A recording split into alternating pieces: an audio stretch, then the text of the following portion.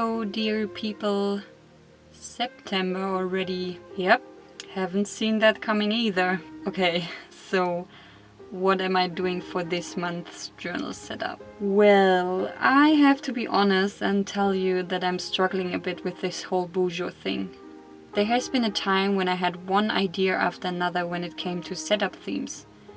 But lately, this spring of creativity kind of ran dry. Don't get me wrong, I love bullet journaling. It's the best system I ever had in terms of organizing and planning my life. But the whole designing process gives me a headache lately. That doesn't mean that I'm giving up on it or this video series. I just wanted you to know where I'm at and share my troubles with you. Because authenticity and such. So, when I couldn't think of a theme for September, I went straight to Pinterest for a spark of inspiration. I found one, because Pinterest is awesome. My Headspace pin board contains many dreamy pictures, and I rediscovered this one here. The link leads to a page where you can purchase this as a print, but I wanted to know more about the artist. Well, other than their Instagram and various shops, I couldn't find much, but that doesn't matter. Pedro Tapa's art is stunning and you should definitely go and check them out. Now, I had a vague idea, but I didn't want to straight up copy Tapa's concept. That would have gone against my principles as an artist, and furthermore, their art isn't really working for a Bujo setup in its original form. I then stormed my brain for something else I could incorporate. Something I have in my life already. And then it came to me. One of my New Year's resolutions for 2020 was to finally read more. Mostly for fun and entertainment, just to get back into the habit. I set myself a reading challenge of 30 books this year on Goodreads. And I can proudly announce that I already reached this goal. Fortunately, my day job allows me to listen to audiobooks.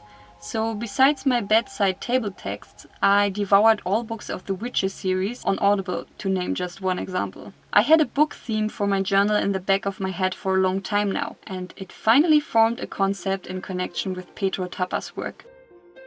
Ugh, that was a chunk of an intro, wasn't it? I know, but it's very important for me to share my creative process with you and show you that sometimes it takes some doing. The ideas aren't gushing out of my pens magically. Work and struggle is necessary to proceed, sometimes more and sometimes less. But enough of the metaphysics and more about the actual setup. Tapa's works often show a person among a wild arrangement of flowers. I took this concept for my front page, as you can see, and placed someone in the flowers, reading a book. I wasn't sure if I wanted to incorporate color at first and decided against it because I was afraid that I might regret it later. Instead, I added some depth by using gray ink wash for the background. I never guessed that I would do this one day, but I used the trusty Times New Roman as font for this setup. After the whole struggle of coming up with the theme, I couldn't be bothered searching for a special font.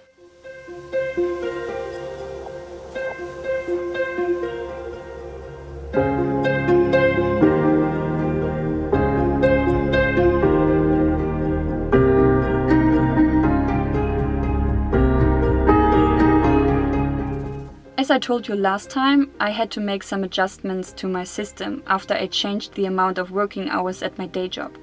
I needed a weekly setup which had the most space for Mondays, Tuesdays and Saturdays, since those are my full work days as a freelancer. But more on that later. To avoid any empty pages, I put the sleep and habit tracker together on one and made a coherent spread out of my mood and work tracker on the next page. For those of you who might be curious, I track my sleep between 10 p.m. and 9 a.m. since I turn the lights out after 10 and almost always wake up before 9 the next day. I also mark when I wake up in the middle of the night, which happens at least once every night.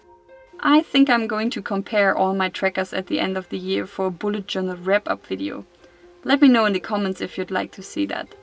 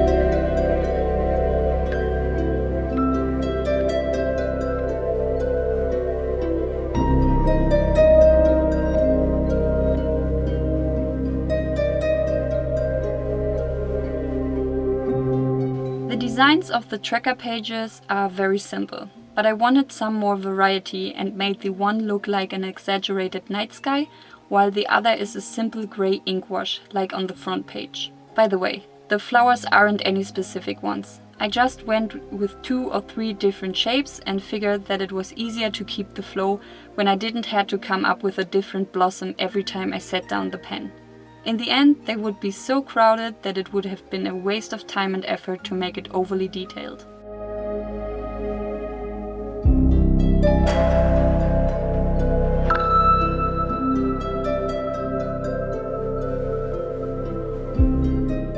Now on to the new weekly spreads. That took some doing, let me tell you. You can't even imagine how often I drew out a concept just to completely erase it again.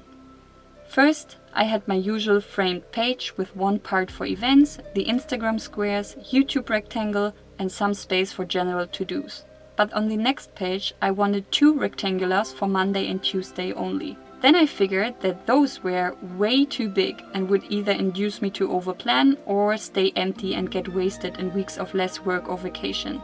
Again, like in the beginning, I scoured through Pinterest, this time searching specifically for Boujou weekly spreads. I found some nice ones, but when I tried them out, I slowly realized that they all had just one slot for the weekends. Well, as we all know, Saturday is my upload day and therefore counts as work day for me, which I needed extra space for. For better or worse, I had to bite the bullet and came up with a whole new and individual system for my weeklies. Here a short explanation of my work schedule. I work from home on Mondays and Tuesdays. On Wednesday, Thursday and Friday I'm at my day job, whereas 2 of those are a shorter shift than the other.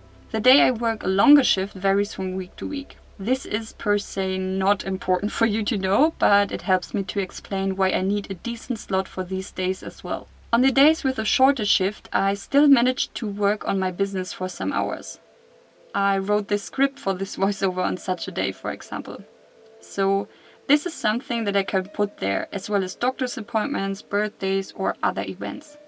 Everything gets its own place and we are all happy. At this point, I brought the reading theme back in and drew some stacked up books, incorporating the day's letter and the date as if they were part of the spines. I played with black details and went over the exposed pages of the books with my ink wash to give the whole design more depth. The quads are, as you might have guessed already, for Instagram posts and YouTube videos on their appropriate upload day. After 2 spreads of book piles, I got bored and went back to the flower design. A few tips if you'd like to try a similar design yourself. Don't overthink it and just start with a few big blossoms here and there. Those can look exactly the same, it doesn't matter. Keep in mind that they will be surrounded by a lot of lines and smaller blossoms, so that it'll be impossible to notice later. Same for the eventual mistakes. Those will be drowned out by the whole scribble and line work around them. For the leaves, I picked one simple kind I drew over and over again. I used those as fillers too. Only sometimes I drew a fern leaf or some longer algae-like ones to change it up a bit. Also, you don't have to fill every spot with a flower or leaves. I drew parallel strokes in especially narrow spaces. Just vary the direction of those from time to time so it looks naturally grown.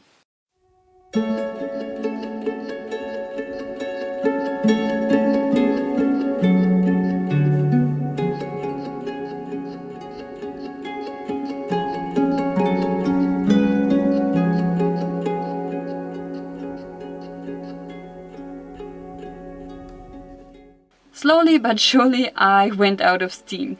The only special thing I did here was to cover the dates with masking fluid and add some dots. Then I painted the whole spread black, et voila, a starlit sky in week 4.